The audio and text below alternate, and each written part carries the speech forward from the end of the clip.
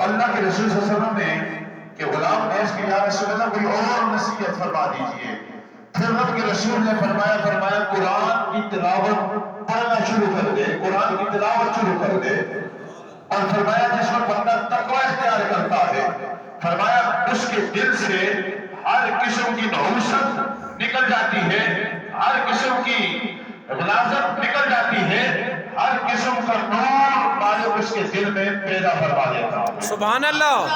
تقوی ایسی بنیادی اور ایسا عمل ہے جو انسان کے دل کے اندر آئے، اللہ رب العزت اس انسان کو مقام عطا کر دیتا ہے، اسے کو شعور دے دیتا ہے.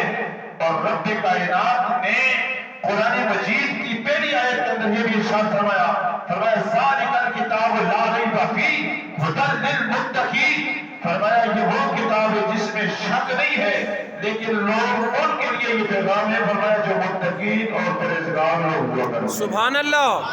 متقین پرہیزگار. اب تقوی اختیار کرنے والا اللہ کے رسول نے فرمایا یہ بس لفظ ایک ہے، کام ایک ہے، لیکن اللہ تعالیٰ اس کو ہر جگہ سے اپنا نور عطا فرما دیا. سبحان اللہ. اور پھر فرمایا قرآن کی تلاوت پڑھنا، قرآن کی تلاوت کرنا شروع کر دے.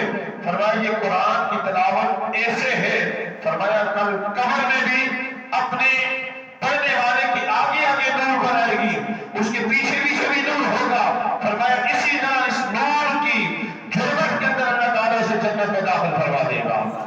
فرمایا قرآن ایسی اللہ رب العزت کی لاریب کتاب ہے اور اتنی شان والی کتاب ہے، اتنی عظمتوں والی کتاب ہے.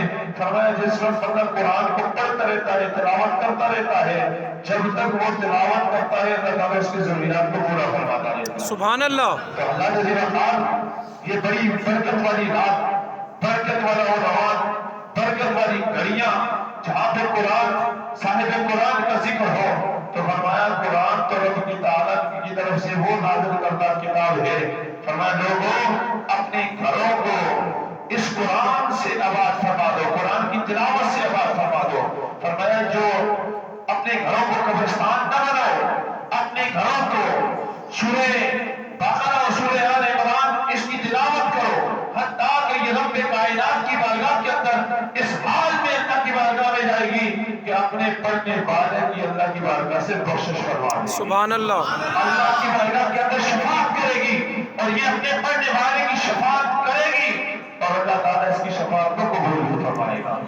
اللہ رب العزت کی پیاری بارگاہ کے اندر التجا اللہ تعالیٰ ہمیں اس قرآن کی برکتیں نصیب فرمائے، قرآن کا فیض عطا فرمائے اور قرآن ہی کے ساتھ ہماری زندگی اور قرآن ہی کے ساتھ ہمارا حشر بھی